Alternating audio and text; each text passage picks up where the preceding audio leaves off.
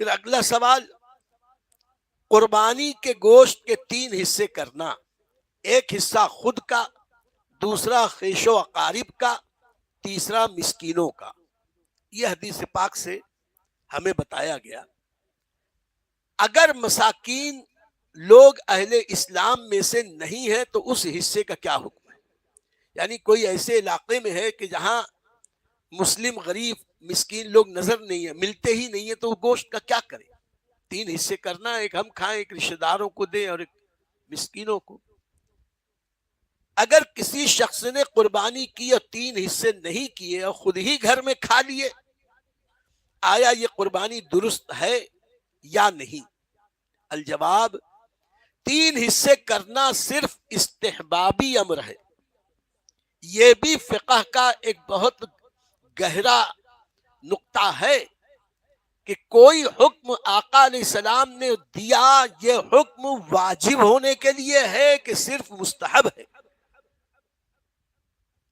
ایک کام، ایک چیز کا حکم سرکار دے تو کبھی چیز وہ واجب ہوتی ہے، کبھی وہ سنت ہوتی ہے، کبھی امر مباح، امر جائز، استحبابی حکم کہ اس مستحب ہوتی ہے۔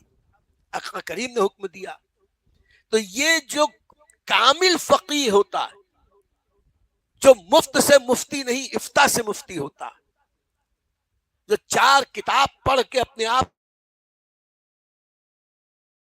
ان کے بس کا نہیں، فقیہ خوب جانتا ہے کہ اس قول رسول کی وجہ سے یہ حکم واجب کے ضمن میں آئے گا کہ سنت یا مستحب ہوگا۔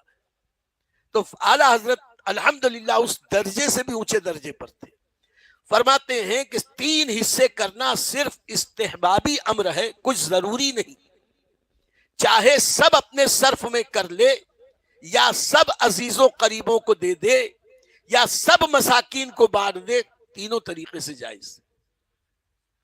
یہاں اگر مسلمان مسکین نہ ملے تو کسی کافر کو اصلا نہ دے، قربانی کا گوشت ہے، یہ کسی کافر کو دینا ہماری شریعت میں جائز نہیں ہے، اس لیے کہ یہ کفار ذمی نہیں تو ان کا دینا قربانی ہو، صدقہ اصلا کچھ ثواب نہیں رکھتا۔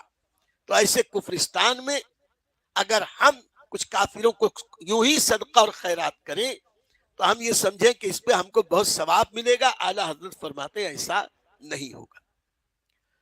اور پھر در مختار وغیرہ کا حوالہ بھی اعلیٰ حضرت نے دیا۔